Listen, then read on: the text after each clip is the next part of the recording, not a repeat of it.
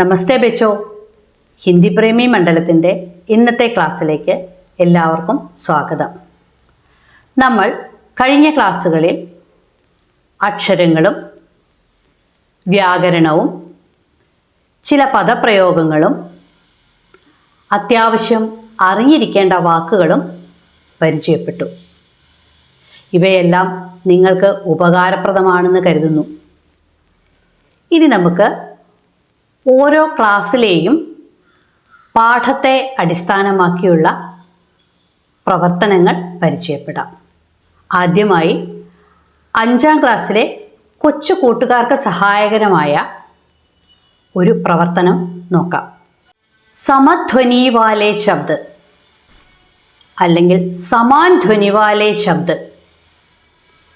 ഒരു കവിത തന്നിട്ട് അതിൽ ഒരേ വാക്ക് തന്നെ ആവർത്തിച്ചു വരുമ്പോൾ അത് കണ്ടുപിടിച്ചെഴുതുക.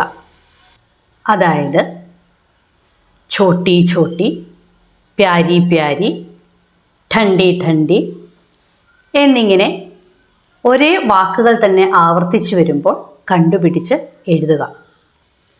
അങ്ങനെയാണ് സമധ്വനി വാലേ ശബ്ദ് അല്ലെങ്കിൽ സമാൻ ധ്വനി വാലേ ശബ്ദ് കണ്ടെത്തുന്നത്. ഉദാഹരണമായി 5ാം ക്ലാസ്സിലെ പാഠപുസ്തകത്തിലെ ധൂപ് ആഗയി എന്ന ആദ്യത്തെ പാഠഭാഗത്തിലെ 4 വരികൾ ഒന്ന് കേട്ടു നോക്കൂ.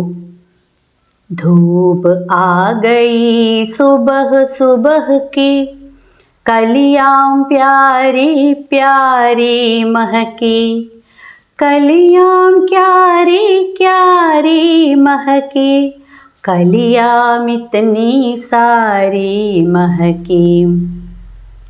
ഈ കവിതയിലെ സമാൻ ധ്വനി വാലേ ശബ്ദ് ഏതൊക്കെയാണ് എന്ന് കണ്ടുപിടിക്കാമോ? അതെ, സുബഹ് സുബഹ്, പ്യാരി പ്യാരി, ക്യാരി ക്യാരി. ഈ വാക്കുകളാണ് ഇതിലെ സമാൻ ധ്വനി വാലേ ശബ്ദ്. കൂട്ടുകാരെ, പരീക്ഷയ്ക്ക് ഇതുപോലുള്ള കവിതകൾ തന്ന് സമാൻ ധ്വനി വാലേ ശബ്ദം എഴുതാൻ പറയുമ്പോൾ ഇതുപോലെ കണ്ടെത്തി എഴുതുമല്ലോ. ഇനിയുള്ള പ്രവർത്തനങ്ങളുമായി അടുത്ത ക്ലാസ്സിൽ വരാം. ഹിന്ദി പ്രേമി മണ്ഡലത്തിൻ്റെ ഇന്നത്തെ ക്ലാസ് ഇവിടെ അവസാനിക്കുന്നു. നമസ്കാരം.